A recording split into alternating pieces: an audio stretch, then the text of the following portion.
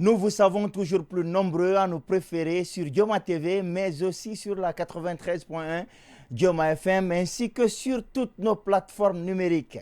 Nous ne vous remercierons jamais assez de votre fidélité sans cesse renouvelée, car sans vous, nous n'existerions pas. Mesdames et messieurs, bonsoir et bienvenue dans votre émission hebdomadaire « Ce qu'il fallait démontrer », CQFD en abrégé, la seule émission en République de Guinée qui se donne pour mission de décrypter l'actualité sociopolitique de façon scientifique, sans passion ni parti pris. Et c'est tous les dimanches de 17h30 à 19h. 90 minutes de débat non-stop avec des spécialistes avertis. Tous les contrats passés par l'État en 2022 seront passés au peigne fin. Autrement dit, tous les contrats seront passés par les audits pour vérifier leur régularité. C'est en substance l'une des décisions annoncées par le gouvernement de M. le Premier ministre, Dr Bernard Gomou. Justement, ce soir, nous faisons un zoom sur la notion d'audit. Qu'appelle-t-on audit? Qui doit faire les audits? Quelle est la finalité des audits? Qu'est-ce qui est mis en place pour lutter contre les détournements de deniers publics en République de Guinée? Ce sont entre autres des questions auxquelles nous tenterons de répondre. Bien entendu, d'autres actualités non titrées viendront compléter le débat d'aujourd'hui. Et si ce n'est que maintenant que vous nous rejoignez, sachez que vous n'avez rien raté de l'émission. CQFD, c'est dans un instant.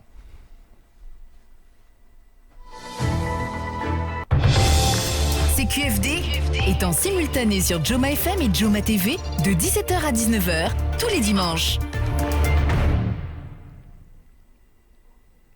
Alors, pour ce débat du jour, les invités sont déjà confortablement installés. Ce sont M. Silla Abdoulaye, il est docteur en droit, avocat à la Cour, mais aussi enseignant-chercheur. Bonsoir, docteur.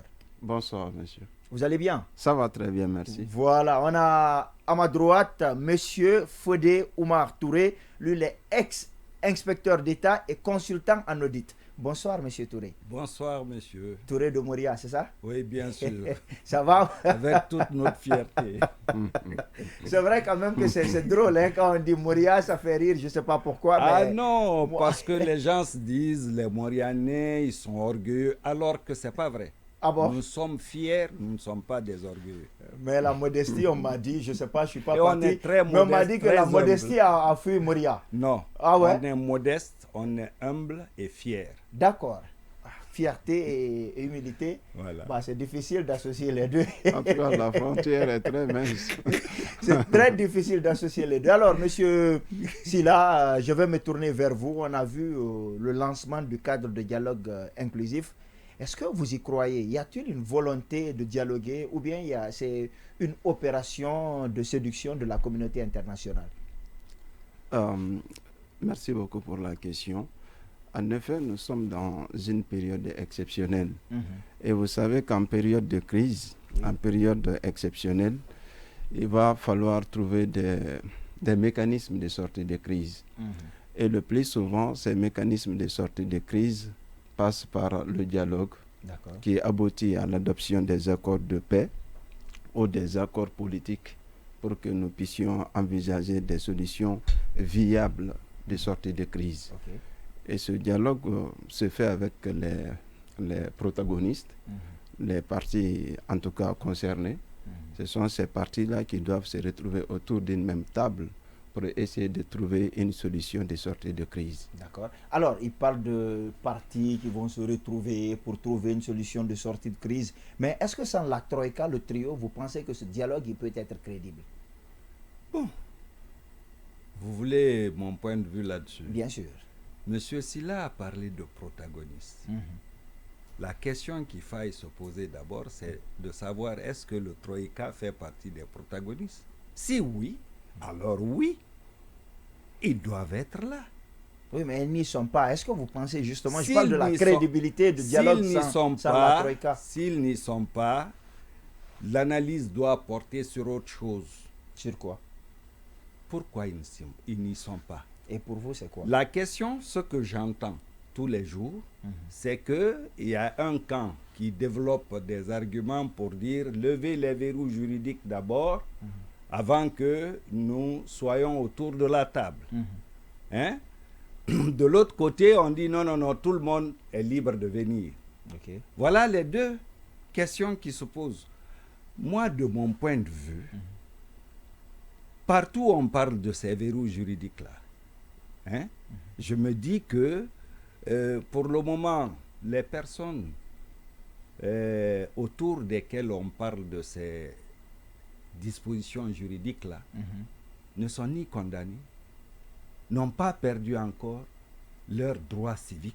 D'accord. Absolument rien. Et vous pensez donc que la Troïka devrait Absolument être rien. autour de la La table Troïka pour devait obtenir dire, satisfaction? écoutez, moi, mes représentants au dialogue, c'est un tel, c'est un tel, c'est un tel. Un Comme point, qui, un comme trait. qui, comme qui, exemple? Si on prend le RPG, ils peuvent désigner Si, qui? par Les exemple, autres sont vous en prenez prison. le RPG, Mhm.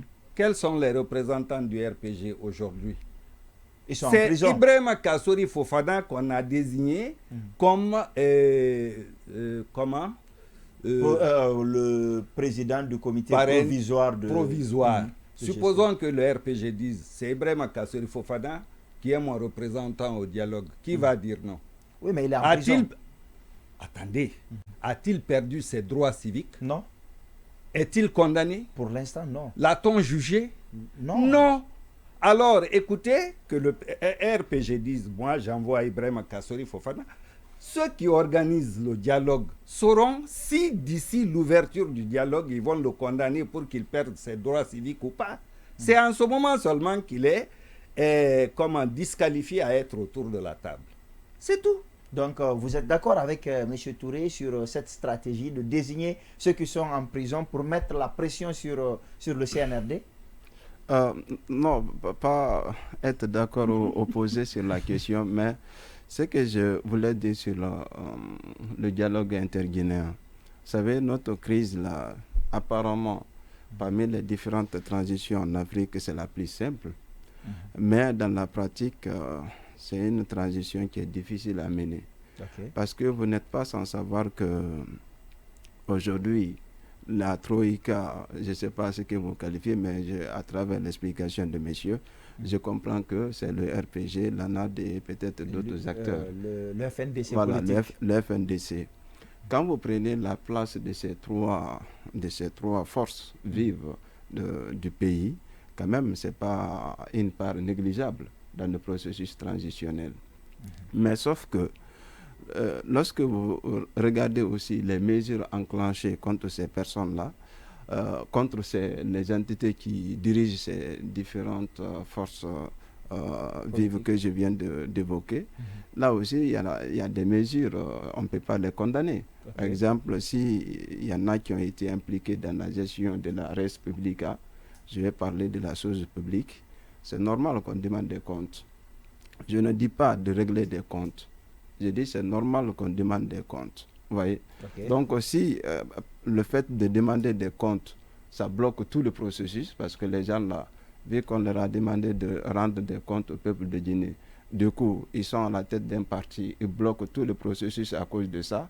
Et c'est ce qui se dessine actuellement. Mais ils sont en prison. Donc moi, la question doit être gérée avec beaucoup de lucidité. Merci. Beaucoup d'intelligence. Vous savez, j'ai travaillé sur les crises politiques. Okay. J'ai travaillé sur plusieurs crises, M. Yassine.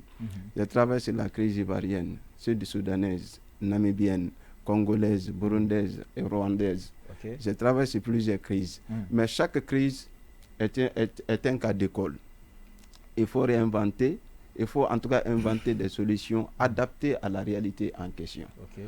Or, en Guinée actuellement, quand vous regardez ce qui se passe, c'est qu'on veut aller au dialogue, mais on va in concreto dialoguer avec qui? Ça, c'est une bonne question. Parce qu'on a plusieurs personnes qui se portent volontaires. Nous, on veut dialoguer.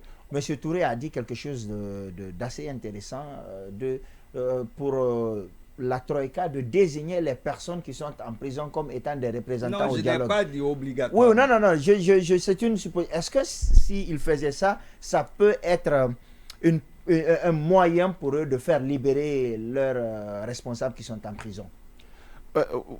Vous savez, ce sont des rapports de force. Okay. Et d'un côté, vous savez, ce sont des leaders politiques. Les outils qu'ils ont, ce sont des outils politiques. Donc, Et ils ne vont pas accepter d'aller au dialogue tant qu'il y a des leaders ou il y a des membres qui sont poursuivis ou qui ont des ennuis judiciaires. De l'autre côté, on est en période de transition. Le calendrier est limité dans le temps. Oui. Donc, il faut essayer de faire bouger les lignes. Vous voyez? Donc, moi, ce que je vois dans cette situation, c'est que nous devons accepter de part et d'autre de mettre un peu de patriotisme dans le processus. Parce que si on dit qu'on va regarder des intérêts égoïstes, on ne va jamais bouger. Ça va quand même être compliqué. Monsieur Touré, je me tourne vers vous. Avec ce dialogue-là auquel la Troïka ne participe pas et la plupart des partis, on peut dire entre guillemets, sont acquis à la cause du CNRD, est-ce qu'il n'y a pas un risque de sortir avec des résolutions permettant au colonel Doumbouya ou à un membre quelconque du CNRD de pouvoir être candidat aux prochaines échéances électorales? Candidat, je ne crois pas. Pourquoi? Parce que depuis que le CNRD est là, le leitmotiv, c'est dire nous ne serons pas candidats. Nous ne serons pas candidats. Il ne faut pas prêter des intentions aux gens, comme ça, là, sur la base d'hypothèses. Non, c'est juste parce que la Guinée a connu une transition récemment avec le capitaine Dadis qui avait dit qu'il n'allait pas être candidat. Finalement, on a vu que le discours a changé. Est-ce qu'il faut attendre justement qu'il se prononce? Ça, c'est le capitaine Dadis.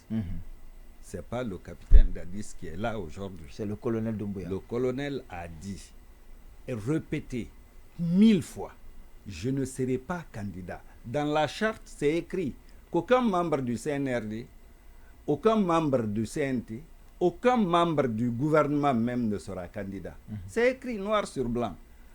Ne prêtons pas des intentions aux gens. C'est pas bon.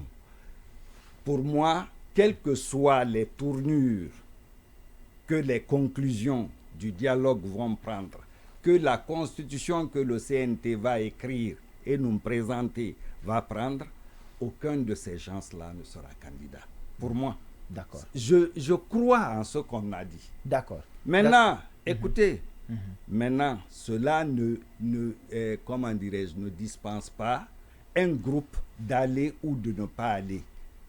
En prenant, quand un groupe se réserve de ne pas aller à ce dialogue-là, c'est déjà créer un handicap. Un handicap. Et si les organisateurs aussi acceptent pour dire non, nous ne voulons pas du tout, bon, c'est eux qui ont décidé de ne pas venir, on s'en fout, on va organiser le dialogue comme ça, c'est aussi un handicap. Tout doit être réuni pour que tout le monde soit ensemble. Tout le monde. Tout le monde soit ensemble. Est-ce que c'est votre lecture des faits? Oui, excusez-moi. En fait, pour moi, il y a 3 types de démocratie par degré. La démocratie au premier degré ne peut pas se faire sans le peuple. Il faut que le peuple intervienne pour se prononcer. La démocratie au second degré se fait avec les représentants du peuple. Et je viens d'inventer un 3e concept, c'est la démocratie au 3e degré. Et c'est ce qu'on constate en période de transition. Comment ça se passe cette démocratie-là au 3e degré? Je ne suis pas en train de dire c'est au premier. Au 3e degré, lorsqu'on est en période de transition, c'est que le processus doit être transparent. Le processus doit être inclusif. C'est vrai que le peuple n'est pas intervenu. Mais si on mène la transition, on conduit la transition avec une certaine transparence, avec une certaine sincérité, avec une certaine inclusivité, on pourrait considérer ça comme la démocratie au 3e degré. C'est-à-dire personne n'est désigné par le peuple, mais le peuple est au courant. Le peuple voit comment tout se passe au sommet. Mais est-ce que c'est le cas actuellement? Non, vous voyez bien qu'il y a le problème de l'inclusion qui se pose. Quand vous regardez les premiers discours du CNRD, c'était des discours qui étaient rassurants, en disant que, 1, la justice, la boussole. 2, ils vont éviter les erreurs du passé. Entre autres. 3èmement, ils vont construire la nation, le pays, reconstruire le pays avec tous les fils du pays. Ça, c'est le discours qui rassure. Vous voyez, c'est des discours mobilisateurs. Mais lorsque vous voyez la situation dans laquelle nous sommes aujourd'hui, j'ai vu une publication de M. Sédié Touré quand il a reçu les gens dans le cadre du dialogue. Et en conclusion, il dit qu'il il n'y a rien de nouveau. C'est-à-dire les lignes n'ont pas bougé. On risque d'aller vers droit au mur, c'est-à-dire un blocage. On est vraiment pris par le temps. Rapidement, en 15 secondes, pour vous, c'est quoi la solution pour que la transition guinéenne, en tout cas politiquement parlant, aille sur la bonne marche? Je viens au fait, les garanties de la réussite de ce dialogue-là, c'est l'inclusion, la transparence, la sincérité, et de part et d'autre. De part et d'autre. Docteur Touré, c'est votre cas avant qu'on aille rapidement. Pas docteur, Monsieur Touré plutôt. Allez, je préfère dire inspecteur Touré. Voilà, merci, je l'ai dit tantôt. C'était d'ailleurs ma dernière phrase. J'ai dit il faut que tout le monde soit là. C'est l'inclusion. Le mot inclusion là doit être pris dans son sens le plus large. C'est-à-dire que ça doit concerner toutes les parties. Et nous sommes en transition. Dr Sylla vient de le dire. Quand on veut régler les problèmes du pays, il faut qu'on ferme les yeux sur certains aspects, que toutes les parties, c'est pour ça, c'est le bénéfice du dialogue, toutes les parties fassent des concessions. D'accord, toutes les parties fassent des concessions. On va aller rapidement à la pause. Ensuite, gardez l'écoute, on revient dès 18h pour entamer notre thème principal qui est aujourd'hui un focus sur les audits en République de Guinée.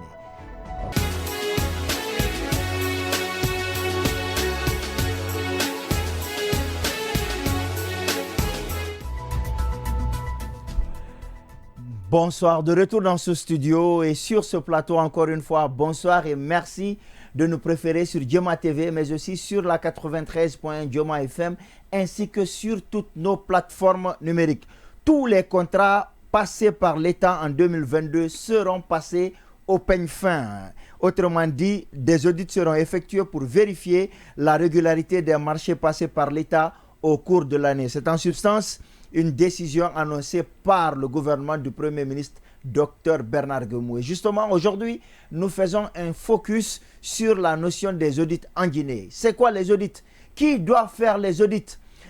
Quoi faire pour qu'il n'y ait plus de détournement de deniers publics? Ce sont entre autres des questions qu'on se pose. Et déjà, ils sont là, ils étaient là depuis la première partie de l'émission. C'est bien Dr Sylla Abdoulaye, il est juriste, avocat à la Cour, enseignant-chercheur. Bonsoir. Bonsoir. Encore monsieur. Une fois, bonsoir, bien entendu, il est là, M. Touré, Fodé Omar, le Morianais, bonsoir.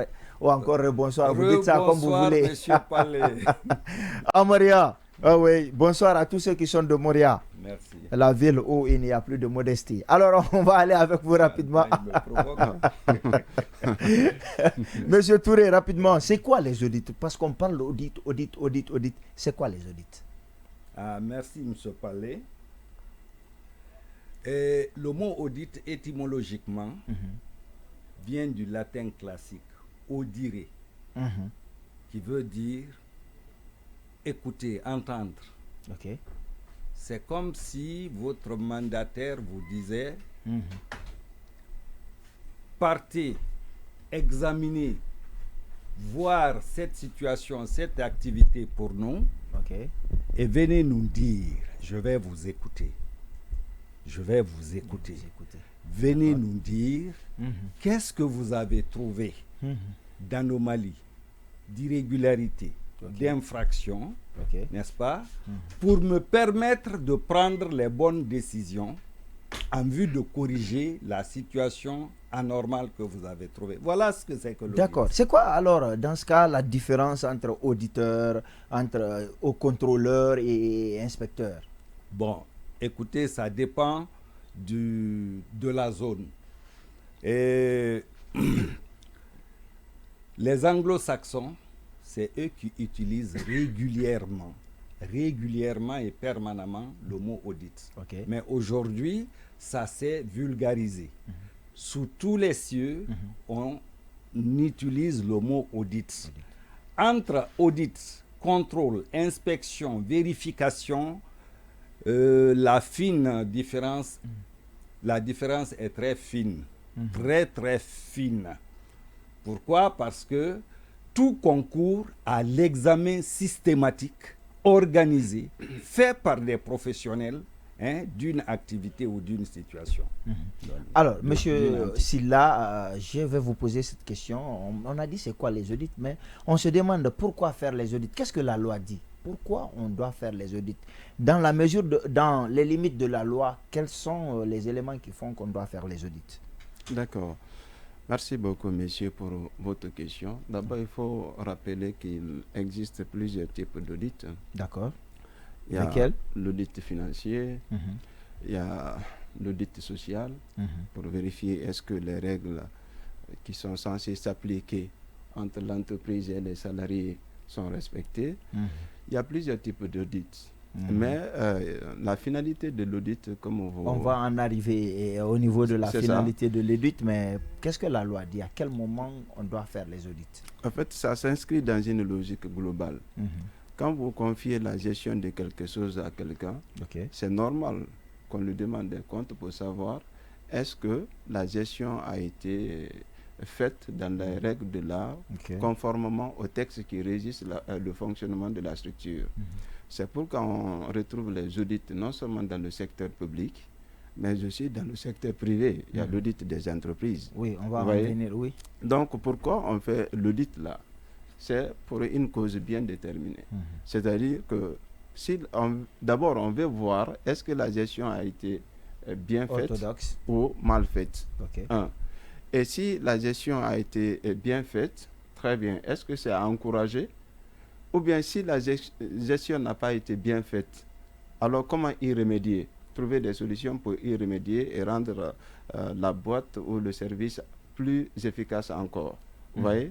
Donc, les audits ont tout leur intérêt en ce sens, parce que ça permet aux décideurs, comme monsieur l'a précisé tout à l'heure, monsieur Touré, ça permet aux décideurs de voir l'état de la situation, la façon dont la chose fonctionne et prendre des dispositions. Vous voyez?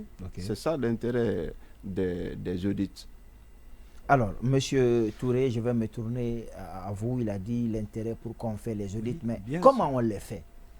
Avant d'arriver à comment on les fait, je voudrais, c'est pas que M. Sylla n'a pas été jusqu'au bout, mais je voudrais apporter la spécificité de ce qu'on appelle l'argent public. Oui, allez-y. L'argent public, il est mis à la disposition des gestionnaires par le législateur, par l'Assemblée. C'est l'Assemblée qui vote les lois des finances, n'est-ce pas? Et c'est quand ces lois des finances sont votées que l'argent public est utilisable par les gestionnaires. Tant que la loi n'a pas voté des recettes, des dépenses, elles ne sont pas exécutables. À partir de ce moment, le contribuable a besoin de savoir l'argent que j'ai confié au législateur, qu'il a mis à la disposition des gestionnaires, qu'est-ce qu'ils en ont fait? C'est ça l'essence de la reddition des comptes. C'est ça. Et dès que la reddition des comptes devient une obligation, l'audit est nécessaire. Ça ne peut se faire que par le biais des audits, n'est-ce pas? C'est-à-dire l'examen de l'activité de gestion que soit qui a été confié à l'agent de l'État. Voilà, à l'agent public. Voilà. Alors, maintenant, comment on les fait? Comment on les fait? L'audit, c'est fait par des professionnels. Il faut que ces professionnels soient mandatés. On peut être professionnel. On va arriver à qui va le faire, quelles sont les institutions. Je veux savoir comment on les fait. Il faut que ces professionnels soient mandatés. Et quand ils sont mandatés, quand ils arrivent au niveau de l'entité à auditer, il y a tout un mécanisme à mettre en place. La première des choses, c'est la connaissance de l'entité.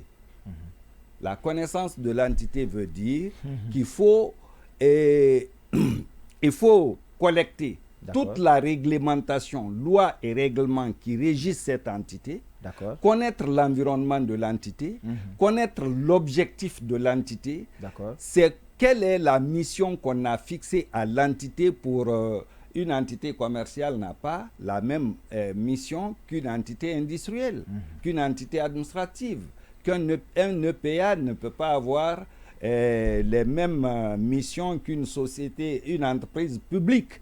Hein?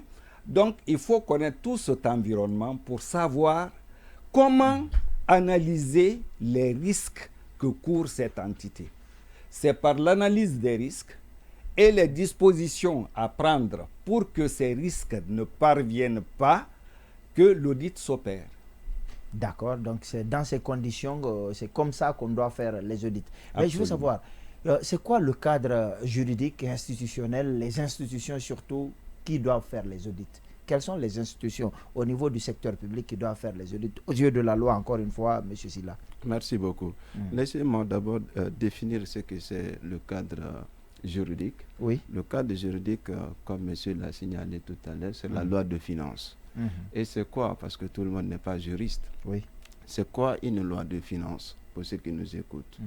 La loi de finances est avant tout une loi, un texte juridique qui définit les recettes et les dépenses de l'État.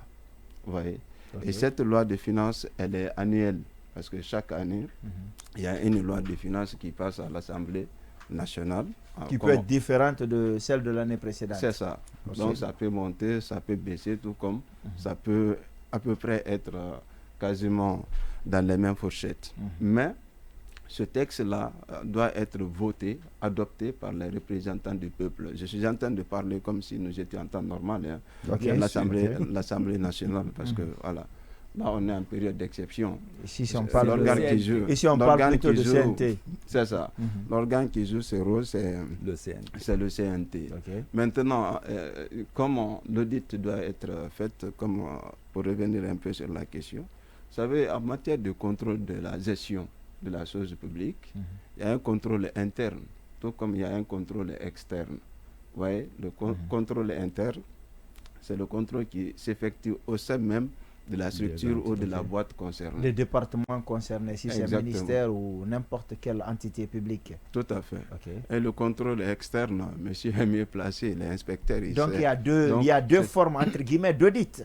Mais il a parlé de contrôleurs et autres. Donc il y a d'abord des audits à l'interne et des audits à l'externe. C'est ça? Alors, à l'interne, qui fait les audits? Est-ce qu'il y a une structure, une mini-institution qui fait les audits ou c'est des personnes? C'est ça. D'abord, ça, il faut savoir que ça varie en fonction des textes qui régissent le fonctionnement de chaque structure. D'accord. Mais généralement, ces audits-là, ou en tout cas ces contrôles internes, relèvent de l'institution elle-même ou de la boîte elle-même.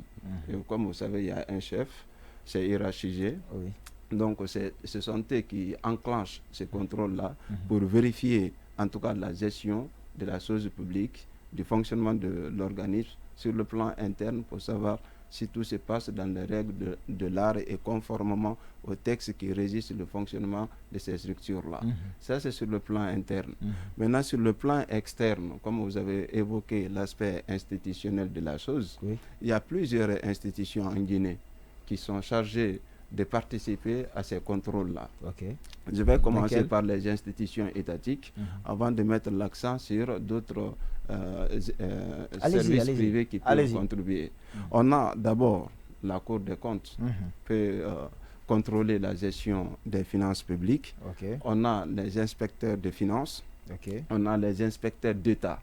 Donc toutes ces personnes-là ou toutes ces institutions, en quelque sorte, sont impliqués dans le contrôle ou dans le processus de contrôle des finances publiques, de l'argent du peuple, du contribuable, du budget de l'État, etc. Mais parfois, on peut faire appel à une expertise au comptable public, des cabinets, par exemple, des cabinets d'audit, qui ont des grands spécialistes en matière de comptabilité publique, qui ont fait des études spécialisées sur ces questions. On peut prendre ces cabinets-là, des avocats ou des cabinets de consultation, et qui viennent conseiller les services concernés pour faire les audits. Ça aussi, c'est une possibilité. Alors, dans la hiérarchie des normes entre l'inspection d'État, l'inspection des finances, la Cour des comptes, comment ça se fait? Qui doit faire quoi? Très bien. Sous cet angle-là, il faut distinguer le contrôle administratif. Contrôle, entendez aussi, audit. Hein? Oui. Contrôle administratif du D'accord. contrôle juridictionnel. C'est quoi la différence? La différence, c'est que le contrôle administratif se limite au contrôle sur place et sur pièce, n'est-ce pas, dans les différentes entités. Se prononce sur la conformité et la régularité. Ok. Par contre, Ça, c'est le contrôle administratif. Ok. Et maintenant, le contrôle juridictionnel. le contrôle juridictionnel, c'est qui est confié à la Cour des comptes. C'est le rôle principal de la Cour des comptes. Il y a d'autres missions. Alors, de la Cour des comptes, qui mais fait le contrôle administratif? L'inspection générale d'État, Ok. l'inspection générale des finances. Des finances. Dans chaque département, il y a une inspection Oui, générale. il en a parlé. Ça, c'est le Voilà. contrôle à l'interne. Là, on est à l'externe. Voilà. Vous avez parlé du contrôle administratif et le contrôle juridictionnel. Bien. Juridictionnel, la Cour des comptes. Administratif, Oui. inspection des finances, inspection d'État. Oui. Les deux, là. Il y en C'est a quoi la encore, limite? il y a Oui, d'autres structures. principalement, ce sont les deux. Principalement. Alors, c'est quoi leur différence dans leur contrôle la différence entre l'inspection des finances et l'inspection d'État, qui sont toutes deux des inspections administratives? il n'y a Plutôt. aucune différence dans les missions. D'accord. Il y a la différence dans les compétences. Ok. C'est quoi, même, la différence? Dans les compétences, à regarder l'inspection générale des finances, on a tendance à dire que c'est une inspection sectorielle, c'est-à-dire l'inspection générale du ministère des Finances. Sauf que le ministre des Finances a un rôle transversal. Ok.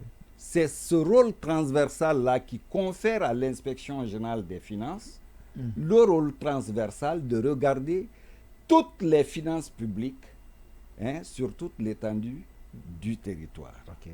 N'est-ce pas? Et ce rôle, c'est le même rôle qui est dévolu également à l'inspection générale d'État.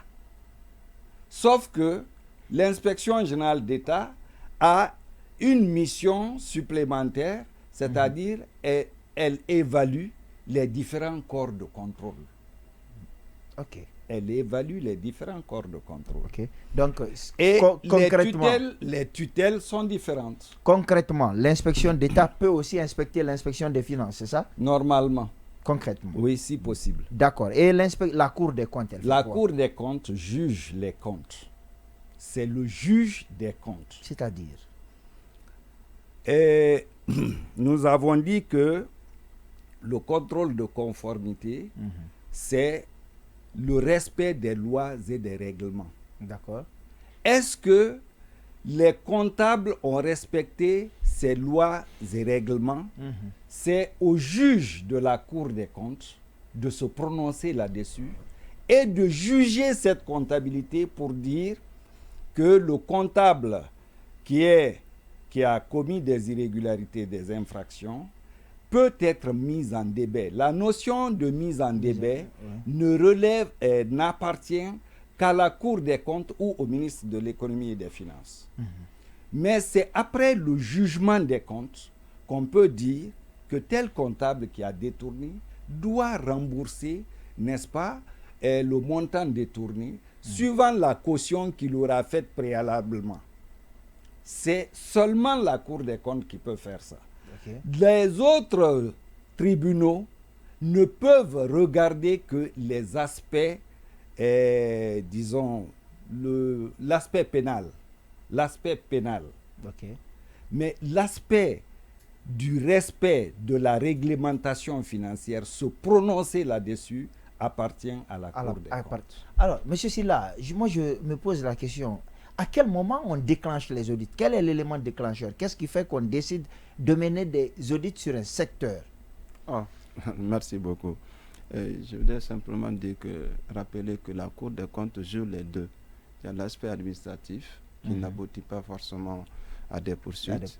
Et lorsque il y a des cas très avérés où il y a des infractions, la Cour peut aller jusqu'à engager des poursuites pour juger. Parce qu'à Guinée, j'étais sur un autre plateau récemment On m'a dit, c'est quoi réellement la Cour des comptes? Est-ce que la Cour, j'ai dit, c'est une cour, la Cour, c'est une cour avant tout. Est-ce qu'elle existe même, est-ce qu'elle fonctionne? Elle est censée juger, c'est une cour. Elle est censée, d'accord. Et quand on dit cour, c'est une juridiction qui prend des décisions, qui peut rendre des arrêts. Donc c'est une cour en ce sens. Je rejoins M. Touré. Maintenant, l'élément déclencheur. L'élément déclencheur, vous savez, M. Yassine, c'est que la confiance n'exclut pas le contrôle.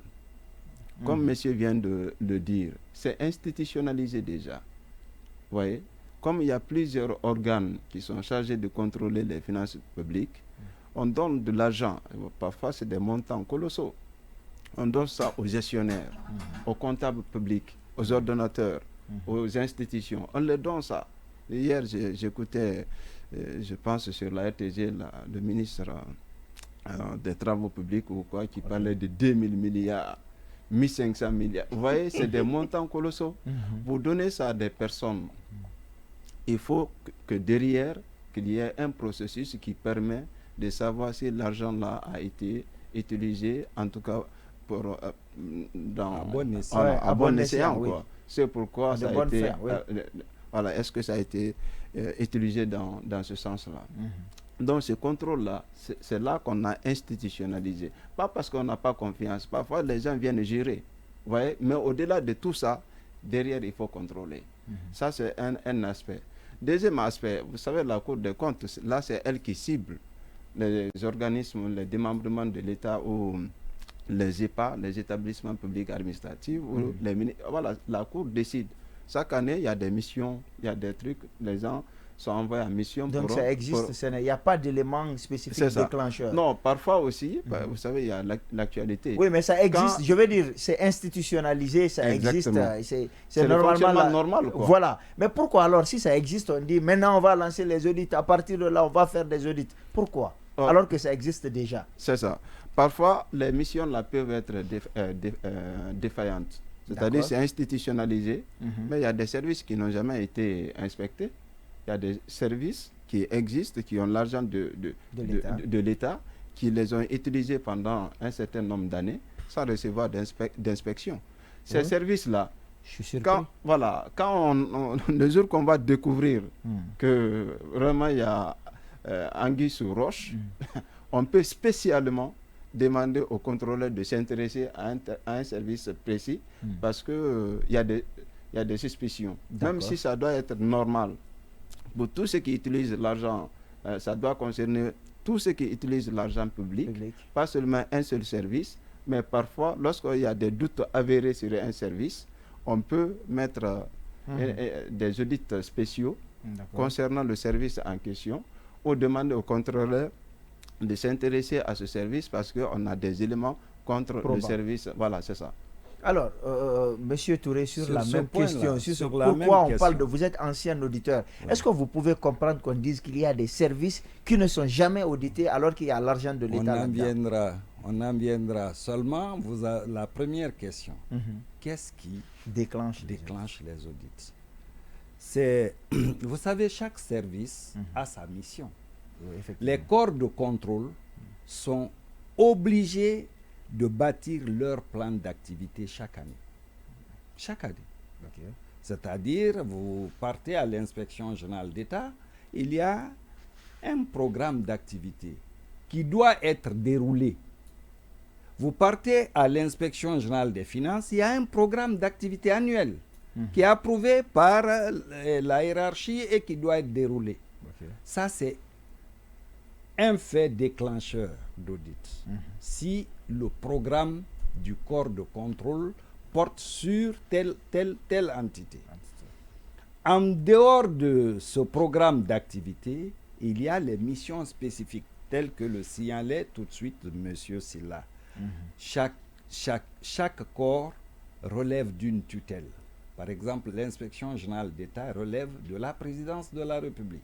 L'inspection générale des finances, du ministre des Finances. Le président de la République peut vouloir vérifier un secteur. Il ordonne à l'inspection générale d'État d'auditer ce secteur ou de vérifier telle information qu'il a reçue. N'est-ce pas? c'est un fait déclencheur d'audit. Mais en dehors de ces missions spécifiques, il y a le programme d'activité annuel qui est à dérouler chaque année. Et est-ce que, comment vous comprenez qu'on parle de secteur qui détient de l'argent public qu'on n'audite jamais? Ça peut arriver, ça? Cela est incompréhensible. Pourquoi? Mais est-ce que ça peut arriver? Non, attendez, je viens. C'est incompréhensible. Pourquoi?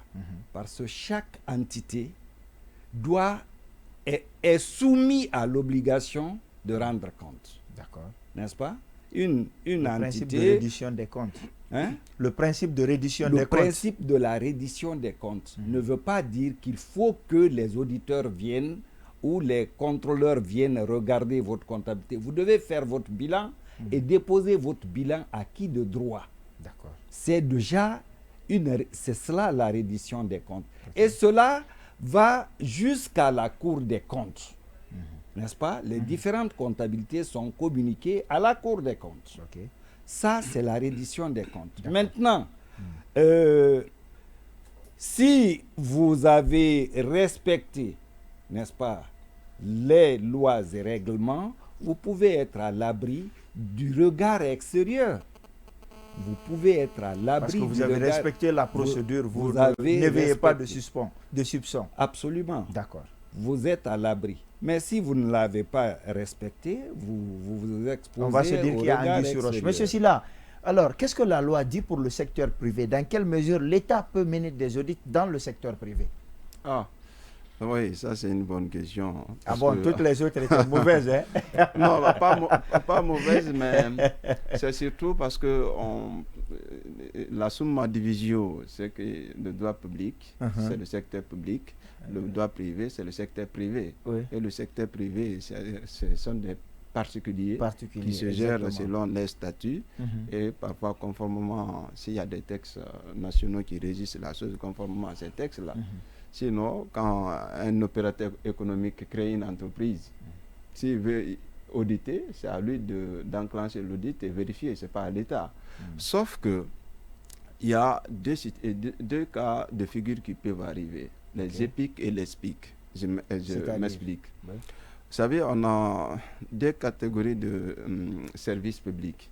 On a des services publics administratifs, des SPA, ou des établissements publics administratifs, des EPA. On a aussi des services publics industriels et commerciaux. On a également des établissements publics industriels et commerciaux. Vous voyez? Et on a aussi des entreprises mixtes. L'État est actionnaire et les privés sont actionnaires. Et l'audit ou le contrôle, partout où il y a l'argent du contribuable, l'argent de l'État, il peut y avoir inspection. D'accord. Que ce soit maintenant dans le secteur public stricto sensu, ou que ce soit dans les secteurs mixtes, comme je viens de l'évoquer, les SPIC, les EPIC et les entreprises mixtes, il y a une part de l'argent de l'État dedans. Vous voyez? Parfois, l'État peut envoyer, bien sûr, un personnel qui le représente, le comptable, par exemple, ou en tout cas le premier responsable de ces structures-là. Mais n'empêche qu'il y a l'argent public en partie dans ces structures, dans ces services-là, et ces services peuvent être audités également. Mais monsieur est mieux placé pour confirmer. Monsieur Touré, avant qu'on ne continue sur la même question, dites-nous dans quelle mesure, en tant qu'auditeur, vous pouvez aller auditer dans une entreprise privée. C'est très simple. Okay. Partout où l'État constate qu'il y a l'odeur, je dis même l'odeur, l'odeur de l'argent public, les corps de contrôle de l'État doivent venir regarder. Je donne un exemple. Vous avez créé votre société, c'est votre argent, le capital c'est pour vous. Vous avez créé votre société. Il se trouve que votre société là, qui vous appartient là, qui est tout à fait privée, qui va être gérée suivant les principes de l'OHADA, doit à l'État les taxes, les impôts. Est-ce que vous les payez? Est-ce que vous ne les payez pas? L'État a droit de regarder cela. D'accord. 1. 2. Quand vous prenez le budget de l'État, les 65 à 70% se réalisent sous forme de marché public. À l'entame, vous avez dit que il a été décidé par le Conseil des ministres de regarder. Oui, on va en venir d'auditer les marchés publics. Les marchés, oui. Ces marchés publics-là, les soumissionnaires, c'est les entreprises privées. Les entreprises privées qui viennent dire oui, moi je peux réaliser tel tronçon de route, tel pont, tel bâtiment, etc., etc. Je peux faire telle fourniture à l'État. Est-ce que ce marché-là est passé dans les règles de l'art? Il n'y a pas de collision, il n'y a pas de conflit d'intérêts, Et troisième, on va en venir tout de suite sur donc la loi a prévu, l'audit des contrats. La loi a prévu de regarder les affaires des privés dans ce cas. S'il y a des infractions, il y a même des dispositions qui sont prises pour sanctionner. Alors, voilà. Alors, on va rester avec vous sur la question des audits qu'on doit passer sur tous les marchés de l'État en 2022. Qu'est-ce qu'on doit regarder? Qu'est-ce que l'auditeur va venir vérifier réellement? C'est très simple. D'abord, il y a une structure, on n'en a pas parlé, qui a pour mission principale l'audit des marchés publics. C'est l'autorité de régulation des marchés publics, l'ARMP. C'est sa mission principale. Ouais, entre autres institutions, on en a parlé. Entre autres institutions. C'est sa mission principale. Mais qu'est-ce qu'il y a à regarder, comme ce que vous venez de demander, sur ces contrats, qu'est-ce qu'il y a à regarder? Je vous dis, dès que le budget est notifié à une entité, n'est-ce pas, prenons un ministère n'importe lequel, quand son budget lui est notifié, tout de suite, la première disposition à faire, c'est qu'en dehors des rémunérations, en dehors des transferts, toutes les autres lignes étant exécutables par voie de marché public, la première des choses à faire, c'est de bâtir le plan de passation des marchés publics. C'est-à-dire, dans l'année, je dois faire la route, l'école, le bâtiment pour etc., etc. La mosquée. Tous les marchés à passer doivent être transcrits dans ce plan de passation des marchés publics qui doit être approuvé. Une par fois qui? D'abord par le ministre de l'économie et des finances à travers, après avis de la Direction nationale du contrôle des marchés publics. Une fois que cela est approuvé, ça correspond au budget tel que 2 cotylédons d'une noix de cola. C'est modifiable s'il y a des innovations ou, disons, il n'y a pas de l'improvisation. Mais s'il y a des nouvelles choses à inscrire, on les inscrit et on demande leur approbation. D'accord. C'est le point de départ des marchés publics. Et une fois que cela est agréé, la règle des marchés publics, c'est la concurrence. C'est l'appel d'offres ouvert. N'est-ce pas? Quand vous voulez déroger à cet appel d'offres ouvert-là, quand d'abord c'est l'appel d'offres ouvert, il y a tout un cheminement aussi depuis l'avis de l'appel d'offres jusqu'au dépouillement, jusqu'au rapport d'évaluation, jusqu'à la notification, jusqu'à l'élaboration du contrat, son approbation. D'accord.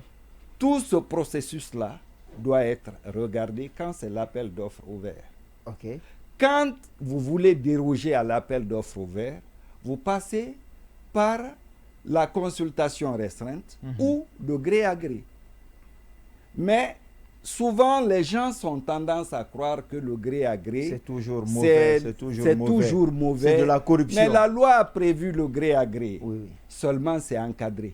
On en parlait très encadré. On en parlait la semaine dernière. Quand le pays, par exemple, est agressé, on ne va pas se mettre à ouvrir des marchés gré à gré, tout ça, etc. Mais justement, l'autre chose que je voudrais savoir, comment ils font les inspecteurs pour savoir s'il n'y a pas de conflit d'intérêts ou alors que quelqu'un qui a donné un agent de l'administration publique a donné le marché à une entreprise qui appartient à un membre de sa famille, par exemple. Mais c'est très simple. Comment vous faites pour savoir? C'est très simple. Ah bon?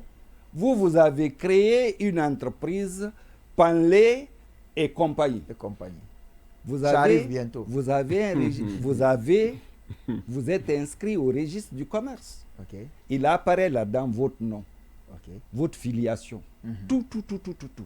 Il apparaît là-dedans que c'est pour vous. Oui. Et c'est une pièce exigée quand vous faites une soumission. Mais je peux créer mon entreprise et la mettre au nom de mon enfant ou mon neveu, je sais pas. Très bien, Bon. le nom de votre enfant apparaîtra. Oui, mais le nom de mon neveu, on peut pas Le nom savoir de ça. votre neveu aussi Comment ils vont apparaîtra. savoir? Je ne suis pas le seul, disons si je m'appelle Moussa ou Ibrahima, il y a des millions d'Ibrahima en Guinée. C'est là où le doute est permis. Le doute est permis. Et quand il y a doute, on fait des investigations. D'accord. Et quand on fait des investigations sérieuses, on trouve la chose sérieuse qu'on cherche.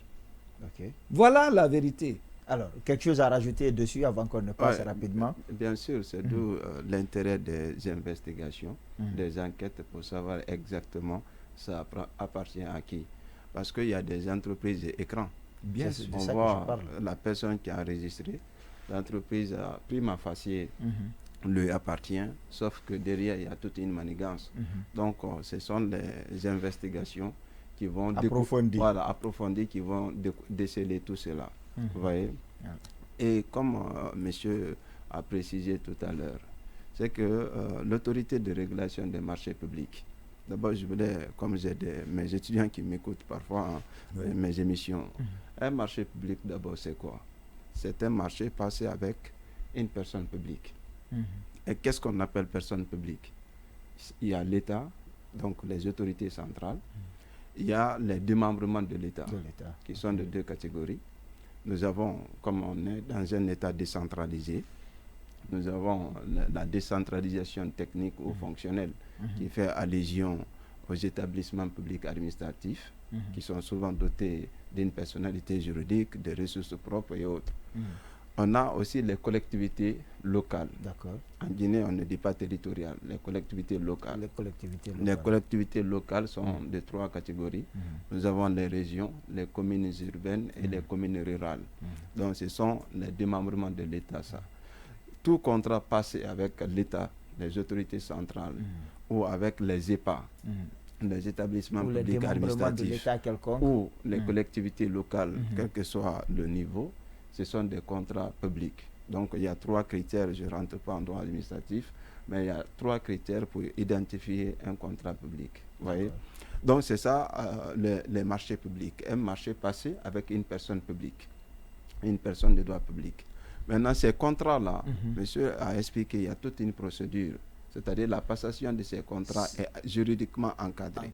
Mais c'est quoi la finalité? On fait les audits, pourquoi? La finalité, c'est quoi? Est-ce que c'est pour sanctionner? Est-ce que c'est pour redresser? Est-ce que c'est pour rendre plus performant? Pourquoi on fait les audits? Est-ce que la loi s'exprime là-dessus? Bien sûr. Oui, bien sûr. Allez-y, docteur, rapidement, avant qu'il ne prenne exactement. la parole. Il y a une finalité, ce n'est pas fortuit. D'abord, ça peut être dans l'intérêt même de la structure qui a été auditée. On peut faire des recommandations à cette structure pour qu'elle devienne plus performante ou plus efficace. Ça, c'est une possibilité.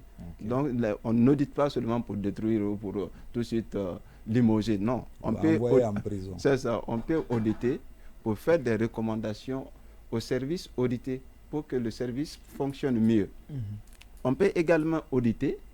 On découvre des choses qui sont anormales, qui méritent d'être sanctionnées.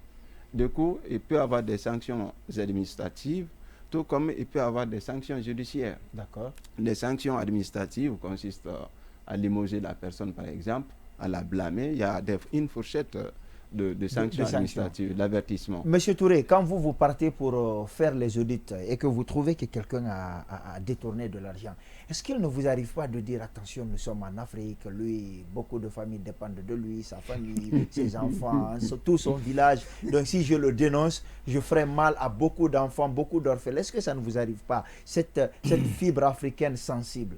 Puisque ce n'est pas la personne que nous examinons ou que nous regardons. C'est les faits. Oui, mais s'il y a détournement, la personne peut aller en prison. Je viens. Oui. Tout de suite, la question précédente Je ne saurais mieux dire que docteur, mais tout audit qui n'apporte pas une plus-value à l'entité auditée est un mauvais travail. D'accord. L'audit est fait pour déceler les failles de l'organisation. Les failles de l'organisation. Situer les irrégularités, les anomalies. Conseiller l'entité. C'est pour ça la procédure contradictoire est centrale dans l'audit. D'accord. La procédure contradictoire, c'est quoi? C'est quand on a décelé des infractions, des irrégularités, des fautes, n'est-ce pas? Oui. On l'oppose à l'entité auditée pour dire, voilà ce qu'on a découvert, qu'est-ce que vous en dites? Pour votre défense. Pas seulement, qu'est-ce que vous en dites? Comment corriger cela? Ah, ok. C'est ça la plus-value. D'accord. Comment corriger cela pour ne plus que ça se répète? Et c'est vous qui apportez les solutions ou c'est la personne? Vous pouvez conseiller la personne. comment? C'est une procédure contradictoire, un dialogue. Si vous voulez. Un dialogue. Maintenant, on dit sanctionner si nécessaire. C'est écrit. Sanctionner dans la loi. C'est ça que je pense. C'est écrit sanctionner. Il ne vous arrive pas d'avoir si mal au cœur. Nécessaire. Il ne vous arrive pas d'avoir mal au cœur. Maintenant, quand vous devez le faire problème un rapport est que ce rapport pourrait envoyer quelqu'un en prison. C'est ce qui va amener une autre question. Pourquoi c'est maintenant là que l'on se préoccupe trop pour dire audit? Oui. Est-ce qu'il n'y en a jamais eu? Si. Est-ce que ça a eu des plus-values? Est-ce qu'il y a eu des sanctions? La réponse est quoi? C'est oui ou c'est non? Il y a eu des plus-values. Est-ce qu'il y a eu des plus-values? Il y a eu des plus-values, il y a eu des sanctions. Mais le problème en Guinée, permettez-moi de dire ça. En Guinée, le problème, c'est que c'est un problème sociétal.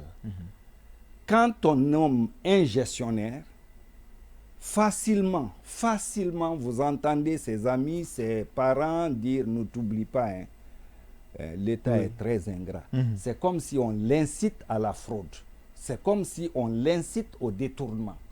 Mais de l'autre côté, il y a très longtemps, les autorités de ce pays ont aussi livré à l'invective les inspecteurs, comme vous le dites là, livrer les inspecteurs à la vindicte populaire. Pourquoi? Moi, j'ai écouté un responsable de très haut niveau dans le gouvernement ici dire, écoutez, si on ne veut rien savoir dans les audits, confiez la mission aux inspecteurs.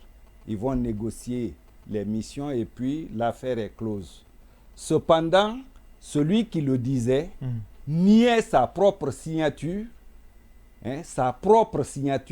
dans l'affaire qui était sur table en ce moment-là. D'accord. Alors, Maître, là, on est vraiment bousculé par le temps. Quels sont les moyens juridiques et institutionnels de lutte contre les détournements de deniers publics? Parce que les audits, c'est en aval, mais en amont, quels sont les instruments de lutte? En amont, justement, il y a un cadre juridique, il y a des institutions qui sont... Lesquelles, rapidement? On est vraiment bousculé. Tout ce qu'on vient... On a parlé de ça. Tout ceci, ce sont des mécanismes de prévention. Vous savez, les audits, là, ça c'est en aval. Bon, si on prend les audits comme contrôle, ça ne peut pas être en aval seulement parce qu'il y a le contrôle interne, il y a tout ça. Mais ce que je veux dire, c'est sur quoi je voudrais mettre l'accent, si vous me permettez, messieurs, c'est important ça. Il a évoqué tout à l'heure, une fois que vous êtes nommé comme gestionnaire d'un service, en tout cas comme ordonnateur, c'est toute la famille qui... Tout le village. Voilà. Il y a cet aspect-là. Mais parfois, même pour vous dire que c'est devenu ancré dans la mentalité de nos concitoyens, si vous êtes nommé ministre ou en tout cas directeur ou vous occupez un poste important, le lendemain, si vous ne faites pas émerger un immeuble de la terre ou des immeubles de la terre, on pense que vous êtes maudit. Ouais, ça signifie que mentalement et culturellement, la corruption et les détournements sont devenus quelque chose de normal. Alors que c'est des choses qui sont anormales, qui empêchent parfois l'État de réaliser certaines activités parce que les budgets sont détournés. Ok. Deuxième aspect, si on veut lutter contre ces détournements-là, contre la corruption et autres là, on n'a qu'à sanctionner les personnes. Il disait tout à l'heure, sous le régime précédent, il y a eu des audits. Les audits ont toujours été faits, mais c'est des audits qui sont restés dans les tiroirs. D'accord. Ça n'a pas produit les effets escomptés. Et aujourd'hui, si vous regardez, on est en train d'évoluer de mal en pire. Les détournements qui étaient effectués hier, ces détournements-là, quand vous regardez, ça ne fait que s'aggraver. Donc vous ne pensez pas, vous ne pensez pas que l'annonce du gouvernement de faire des audits va apporter quelque chose? Ça, c'est très bien. C'est quelque chose que je salue. Tout ça, là, ça fait partie des mesures pour endiguer le phénomène. Bien sûr. C'est pourquoi je dis, une fois que vous faites ces audits-là pour contrôler, vous trouverez qu'il y a des défaillances et que les responsabilités sont situées. Vraiment, il faut prendre des mesures. Et bon, j'accorde la présomption d'innocence aux personnes qui viennent d'être limogées, mais les autorités administratives sont dans leur rôle. Si elles constatent qu'un subordonné a failli à des règles et que des sanctions administratives doivent tomber, les autorités sont libres de prendre ces sanctions-là, même si je ne suis pas en train de dire que les personnes qui ont été limogées sont coupables de quoi que ce soit. Non, mais dans le fonctionnement normal, c'est comme ça que ça devrait se passer. Il y a des outils à la disposition de l'État pour ramener les gens à l'ordre. Donc, il y a plusieurs mécanismes qui existent à cet effet. Monsieur Touré, maintenant, 2 minutes et quelques secondes. Je voudrais tout juste ajouter. Oui, vous allez rajouter. Je vais rajouter une question et en même temps, vous allez parler parce qu'on est prépare le temps. C'est que vous allez rajouter. Mais en même temps, malgré tout ça, on ne comprend pas pourquoi ça ne marche pas en Guinée. Pourquoi il y a toujours des détournements de deniers publics. Allez-y. On revient à la première question, là, à la question précédente. Pourquoi ça ne va pas? Pourquoi les détournements, vous entendez souvent maintenant là qu'on vous dise que c'est des rapports d'il y a 10 ans, 20 ans qu'on est en train d'exploiter. N'est-ce pas? Effectivement. Vous avez souvent entendu ça. Et c'est vous, la presse d'ailleurs, qui le relayez. C'est des rapports d'il y a 20 ans, il y a 15. Quand vous partez dans la LORF, la LORF, c'est quoi? La loi de finances. La loi organique sur les finances publiques. D'accord. Tout le monde s'accorde à dire qu'il n'y a plus de prescription. Il y a plus de prescription. Il y a prescription tant qu'on n'a pas corrigé dans la LORF. La LORF dit que les faits incriminés, au terme de 5 ans, 5 ans, pas 10, 5 ans, des faits incriminés, le fait incriminé tombe en prescription. D'accord. Alors, quand vous allez tirer un rapport de 10 ans, 15 ans, 20 ans, vous êtes en train d'examiner un fait prescrit. Okay. C'est ça la vérité. Moi, je félicite les nouvelles autorités quand on me dit, écoutez, regardez-moi tous les marchés publics de 2022. C'est récent ça. Hein? C'est récent, c'est frais. Pourvu que l'examen qui va être fait apporte de la plus-value. Vous, en tant que juriste, rapidement, il nous reste 1 minute avant la fin de cette émission. En tant que juriste, est-ce que vous êtes d'accord que la LORF n'a pas à lever cette prescription et qu'elle existe encore? Il y a 2 textes dans ce cas. Moi, je n'avais pas cette info. Mais je sais qu'en 2017 ou 2018, il y a une loi contre la corruption et les détournements. La loi 041. C'est ça. Qui dit que les choses sont, comment on appelle ça en droit. C'est qu'il n'y a plus de prescription. C'est ça, il n'y a plus de prescription. Mais, sauf que la loi organique est supérieure à la loi ordinaire. Okay. Ouais, là, ça cause problème. Voilà. Donc, il y a vraiment lieu de corriger cela parce que je n'avais pas cette information. Au sortir d'ici, mais nous allons relayer pour que ce soit corrigé parce qu'à l'état actuel des droits sur la question, c'est la loi ordinaire qui doit être conforme à la loi organique. Voilà, ça c'est un aspect. Mais si vous me permettez, comme c'est le dernier mot, oui, le dialogue est très important pour moi. Les acteurs concernés, le CNRD d'un côté, les forces vives de la nation de l'autre côté, on doit accepter de mettre l'intérêt supérieur du pays en avant. Que chacun accepte de faire des concessions de part et d'autre pour qu'on puisse avancer et sortir de cette Voilà, crise-là. c'était le mot de la fin. Malheureusement, on est pris par le Oui, temps. moi aussi, j'ai le mot de la fin. Oui, mais 10 secondes. 10 secondes. Mhm. Mettez l'intérêt supérieur de la Guinée au-dessus de tout à Au-dessus. lancer Boni Yahi. C'est pour les autorités et c'est pour les partis politiques également. En plus, donner l'indépendance au corps de contrôle pour que ça aille mieux, pour que les audits soient efficaces. C'est ce qu'il fallait, c'était ce qu'il fallait démontrer dans l'émission d'aujourd'hui. Merci à tous. Merci à Sekou Laré, Mohamed Lamine Soumakan, Didier Gomou qui m'ont aidé dans la préparation et dans la réalisation de cette émission. Rendez-vous vous est donc donné dimanche prochain à partir de 17h30. Merci et au revoir. Le magazine du